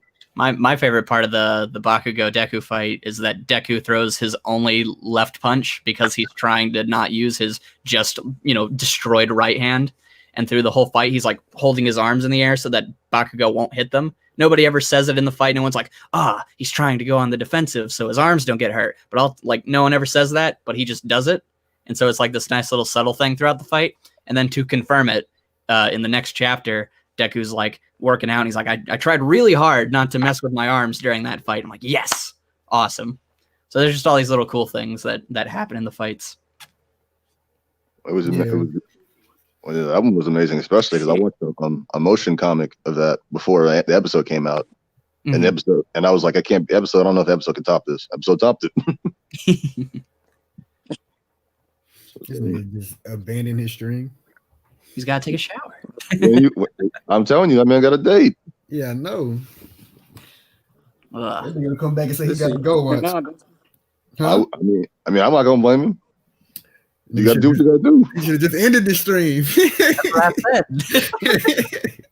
This nigga, he got this big ass smile on his face. He's ready to go. All right, so what's y'all prediction for next week? I have no idea, bro. Dobby is gonna be a freak boy. Dobby season. I don't even know. I don't know if Dobby going to Hawks or if he going to. He's so happy. He's going to Hawks. Oh, he's definitely going to Hawks. Because like when everybody else is running, he's walking the opposite direction. But how would he even know to go there though? That's my thing. I think that's the funniest thing about Dobby is that he's so happy, but he looks like he's like so happy that he was right about Hawks, but like he didn't prevent anything. So I just think it's really funny that he looks so like, yes, I was right. maybe he just like, the heroes are here, so he just like it has to be Hawks. That's probably why. I know, but his eyes are like going up to the into his head. No, I get that. I was trying to figure out how he like knew to go to Hawks, but then when you said that, like, it's probably because he was doubting him the whole time, and now that the heroes are showing up, it had to be him. That's probably what he's thinking. So that's why. Oh yeah. That's And he definitely knows he would hang out with Twice in that room probably. So if he's anywhere, he might be there. yeah. So he's probably just like, okay, I know it's this nigga, and I know where this nigga's at. Time to pull up. He's so happy. Makes me happy. I needed it. I need him to do something crazy because right now he's been mid. Yeah, but that's why I like him. I like the joke that everybody hypes him up and like, this guy just keeps getting one shot. He's just an edgy boy, but there's stuff to him. He's pretty good. But yeah, he has a whole bunch of subtle characterization that makes him a good character. It's just like, but the thing is, he needs to understand this. I don't give a fuck. It's agenda over facts. Mm-hmm. Yeah, no, but for real though, Dobby is a good character. It's just that they don't do enough. They don't do enough with him for me to actually be able to support his character. It's a lot of characters that got potential like that just haven't got their shine yet. And I feel like Dobby is gonna get his shine and his art just because of the things that set up for him. But like characters like Twice, they've been getting shine, so that's why we like appreciate those characters more because we've seen more from them. Yeah. Well, go ahead. Sorry. Oh no, I was just gonna say, and it's something that it's what I really like about Horikoshi's writing because I hear it a lot where people be like, "My hero underutilizes its characters," but it's like, no, you just gotta wait for their turn. Because if you think about Todoroki is one of the most important characters in the series. If you go back season 1 all the way to the sports festival, he has just as much relevance as like Kirishima, and Kirishima took like 4 seasons to get his shine. Or then you look at like Twice, like everybody loves Twice, but we gotta remember that dude. The whole joke with him was, haha, it's Deadpool. Like, and that's what people thought for how long until he got his solo chapter. So Horikoshi can make you like really feel for a character just like in an instant. So and Todoroki's had a lot of growth. Like you look at him from where he started at the beginning of the series to where he is now, he's a really different person. Oh yeah. And my hero's still under 300 chapters, and the amount of character development it got for a lot of the characters that it had is like really done really well. And then it's a bunch of characters that like you said, we're waiting for their turn, and when they turn come, it's gonna be a lot of like exposition. And even when the way he handles like characters that just come in for a certain arc, like Gentle or Rocklock, like and give them like a nice development, like is dope. Like Horikoshi does a great job, bro. Well, and it's I think amazing. Yeah, you can go on this time. I was gonna say like that he does amazing with that. The only thing about with things like Dobby, because Dobby technically has done a lot of stuff. It's just that every time he shows up, he gets bitched out. So it will kind of give people like the impression that he can't do shit and he ain't really worth our time. Like brother, he just stands there. He just shoots off a blast. And he's like, I did it. I win. Daddy's the only one putting the work. That's crazy.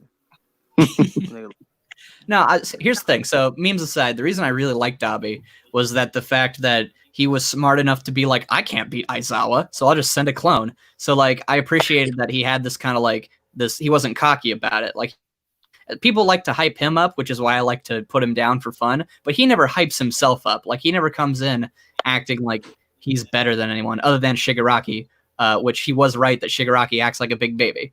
But whenever Shigaraki started to man up and be a good leader, he respected him for it. So that's what I really appreciate about Dobby is he has a pretty good perspective about himself. Like when Mirako came, he was like, all right, I'm dipping. Like I'm not going to fight her. So that's what I really like about Dobby. Yeah, he's funny. See, I don't hate that. I really like Dobby because it's actually funny. And it's funny how when his backstory is revealed, everybody going to be eating shit. Like, Horikoshi, you just get it out the way already. Just get it out the way. Costumes will come out. For y'all. I'm getting annoyed, but I'm getting annoyed by those people who keep trying to say that like I wanted to not be a Todoroki because it's too obvious, and I'm like, nigga, you wanted to be some random ass nigga because you think it's predictable. No, nigga, I don't want bad writing. I don't want no bad writing because of that shit. People value surprises way too much, which I never do because a surprise is only worthwhile in the moment. Because I can know the twist of a story, but what's going to make me keep coming back to the story is the consistency of the writing. So if like the character's only value is like, oh, you didn't see that coming, but that's it, then who cares? Well, that's what I said. That's what I think about shows about like Mirai Nikki. I've seen that show. I can only watch it once because the show relies on plot twists. So if you know all the plot twists, the show's not that good. But it doesn't leave substance for moment to moment. Future Diary. Future Diary? I like Future Diary. I like Pictionary too, but the thing is, though, I can't ever rewatch it because the show relies too heavily on plot twist, and that's what made me enjoy the show as much as I did. So if you remove the plot twist, the show's kind of bare bones. So it's like, damn, what the fuck? I feel like that's unfair. I feel like I understand what you're saying as far as like it may not be enjoyable as rewatching it because you know what's going to happen. I can understand that, but a lot of shows like writing relies on plot twists. Well, I mean, no. I know like plot twists are important, but the thing is, hey, snazzy and shit. Is she there? Like you had a quick session real quick. Like, little quick in and out right quick, man. I just know that I gotta she'll probably be here in like 20 minutes. I like, why look at that in the stream? You know you're gonna come back just after the show anyway. I gotta go. You gotta kick us out of the house. Bro. Nah, bro. I'm not kicking y'all out yet. Nah, because I didn't hear what Dustin felt about the chapter. Give me a synopsis. Oh man, I hated this chapter, bro. What? Nah, I'm playing. I like this chapter, bro. I like Twice. I love how Horikoshi keeps giving us Twice, and I love how he set up Twice and how he had the whole Twice feeling like he keeps letting down the league and he keeps getting portrayed that way, and how Hawks is being portrayed like the villain, and how this is basically fit to push Twice.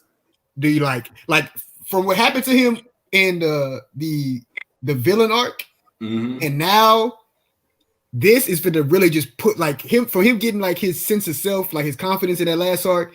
And now he's finna get okay, now he's finna be soft. This shit finna make Twice the threat that everybody's afraid of him to be. This is Philly finna because he's finna be completely set on a path now for at least for a while until some change at the end of the series, maybe.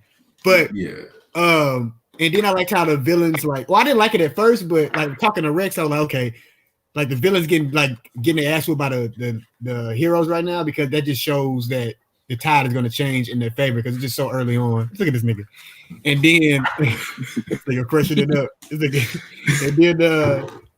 And then just Dobby with that twisted smile at the end, and when he about to go over there and holler at Hawks. This shit is fit to be crazy, bro. This arc this arc is still just getting started, bro. That's the crazy part. This arc ain't just really took off yet. We barely touching the surface. When you think about it, barely anything has really happened. We just had Miracle fight, and the heroes pulled up for 2 seconds. That's really all that happened, and all this crazy shit is within it. I don't think we've reached the midpoint.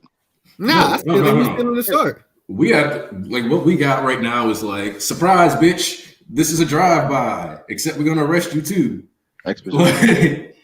We haven't gotten into the conflict of the conflict yet. This is we got the drop on you. Bitch. I think we're still within the rising action, actually. Yeah. Oh snap! What up, Flo? Man, we got a whole party in here. Salute. Yeah, I mean, somebody's about to be having a party after he gets out of here. Nah. See, look, I'm defying the internet weeb stereotypes. I actually go out with women sometimes, See, look. I told you that nigga Eddie could be flexing. I told you he flexing. I'm not in look, this is a second floor apartment. That's why it's so much light. It's not a basement. Hey, real quick though. Hey, Flo, don't spoil me on Black. Oh, I haven't even read it yet. I got the chapter open. Hey, what you say, East? What do you say? East, spit your knowledge. Oh, somebody had pointed out on Twitter that Horikoshi actually named his chapters One Justice.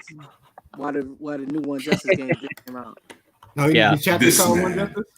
Yeah. I ain't read no other chapters except for My Hero and Chainsaw Man. So after this show, I'm gonna read all them chapters. I haven't read anything besides My Hero.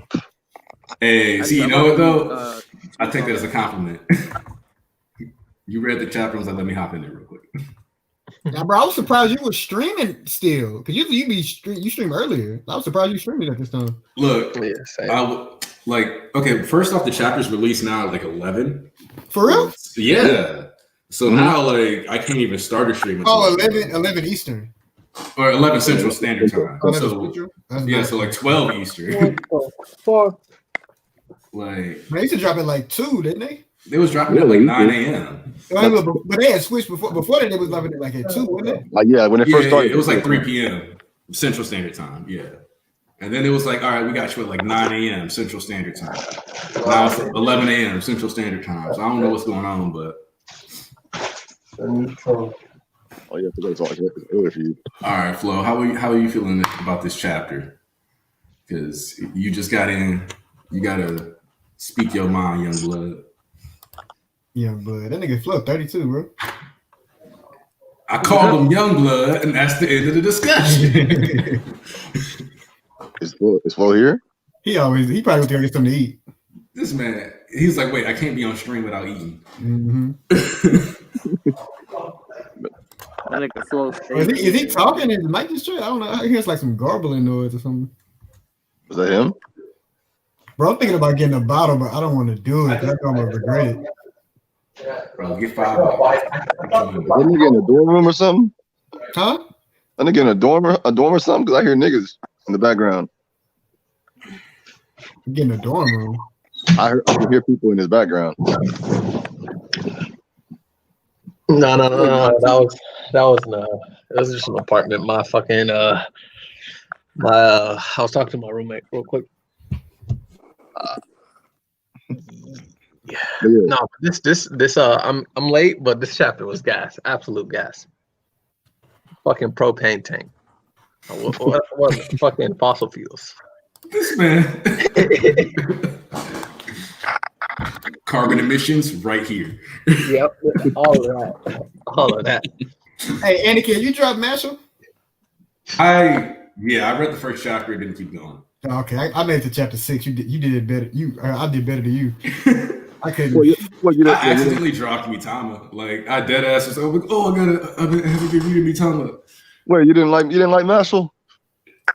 Gag, like honestly, I'm realizing that the more series invest in a comedy, the less they tend to resonate with me when they're manga. I mean, what I like about Marshall is it's not like just an episodic comedy. It's like a continuous comedy. Like it's like a narrative driven comedy. So that vibes with me. As long as there's a story, I don't care. As long as it'll be funny. We'll have to see how it pays off an emotional moment, like see if it balances it well, because that'll be a key factor in realizing like what's the potential longevity of this manga, or what is it trying to say or do. And if it's trying to make me laugh, that's fine. But if it's not been hilarious, it's kind of just the same. I don't think that it's actually gonna be a long running. If it is gonna last, but I think it will because it's been pretty popular recently. Yeah. I don't think it's gonna be a long running, so I think it'll be fine. Okay. Yeah, because this was a long run. I don't think it'll work. All right, see. All classes. All right, East. See East. All right. Hell, Get that nigga to salute. Hit him with the hail Hori. Yeah, but nah. Like Mitama, Yokozura. Okay, the Yokozura Spy. I'm gonna just say it's good when it's not trying to be funny. Usually, like it's like when it's leaning into its spy things. I love that series. You get really cool shit when it's like focused on the spy stuff. Like when it's trying to be like super funny though, it's usually like yeah. Sometimes it's hit or miss, but like they have really dope moments. Like remember last chapter when old girl kissed him on the cheek? That moment hit so hard, bro. For me, that moment hit so hard. But like, bro, it's like this, and it was just so subtle. Just like she kissed him on the cheek, and it just hit so hard. It's because they're married, but they don't actually like do married couple stuff because they've really just been friends, and they got married mostly for safety. Like. So it's kind of like they gotta balance that out finally, and like we finally got to see like them like actually express that affection, and that's not what's been in the series. So yeah, like that was good. It's like I said, it's like usually when it's like spending too much time on like gag chapters because they revolve too much around like Kyorichiro, I think his name is, like, or like, all right, yeah, we get it. He loves his sister. He's super obsessed. Move on. Like, hey Aniki, I'm gonna actually have to head out. all right. I'm not the first one to leave the stream. Hey, Ian, are you able to stream? Yes. One day we need to all hop in a stream that you do. I actually might be about to do one, so that's why I'm leaving. I just got to make sure it works. Are you for the stream today? Okay. Well, I ain't doing shit today, so just let me know. Yeah, I'll send you a link. All I'm gonna be doing my air gear shit roller skating. Roller skating. Well, you better shine roller skating, boy. Doing all this shit. No, I'm gonna look dumb. That's why I gotta dress nice. He gonna be on his road bounce, on his Bow Wow road bounce. He gonna be I'm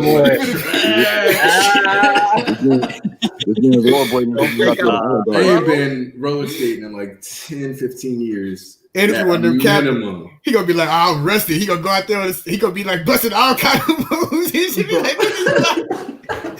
nigga, you damn near pro. What you doing? This man rollerblading look like he about to go to Olive Garden or some shit. Ian, I might get up and go run an errand, but I'm not sure. So I'll just send you the link and you can hop in whenever you want. Okay, what you doing? You doing My Hero? Or you just doing random talk? My Hero. Oh wait, about what? About what?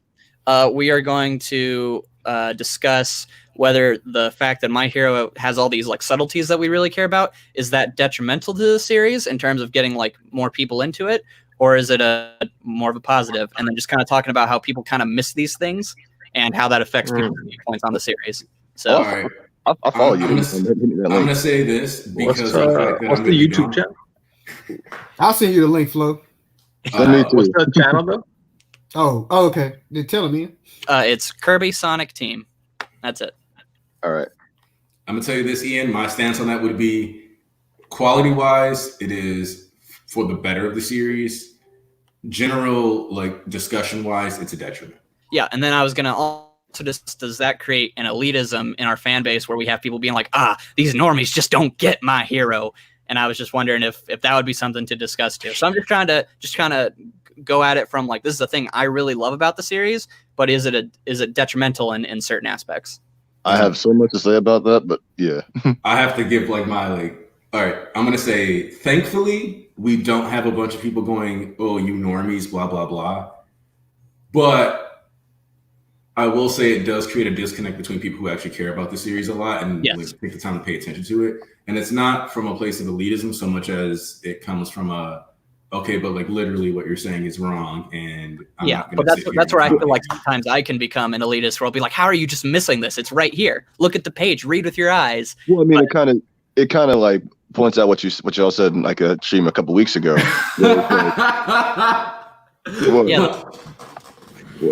So, but that's the basic idea. So if people want in, I'm fine with that. So I'm all for it. But same. All right. Yeah, but anyway, thank you very much for having me on, Aki. Nice hanging out with you.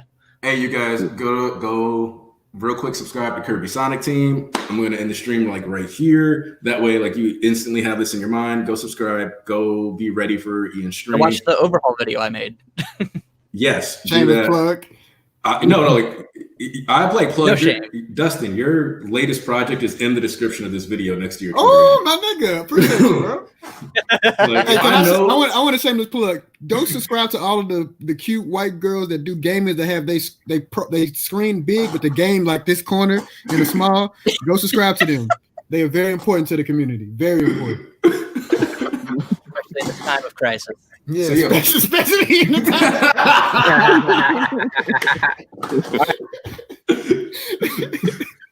All right, I'm ready too, man. Peace. Hey, Ian really left on that. See you, Dustin. All right, later, Flo.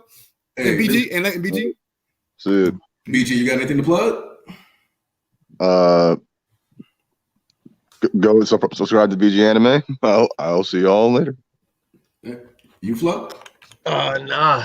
Wait, well, quick question, because I'm still looking up this nigga's profile on YouTube. Is Kirby Sonic Team? Yeah. It's not like popping up for some reason. Hold up. Let's see. Getting a whole bunch of like Kirby versus Sonic shit, like animations and shit. That actually kind of makes sense. From, channels. Here, I got you. I'm about to send you a link. Here. Copy link address. It's in the chat of the video or the stream chat. Boom. So yeah. Wait, live chat. Oh, there we go. Yep. All right, guys. So go subscribe to Ian's channel. He's gonna be doing that stream later. He's got an overhaul video. I'm gonna go look like an idiot roller skating. Y'all have a blessed day. There we go. All right. We out. See y'all boys later.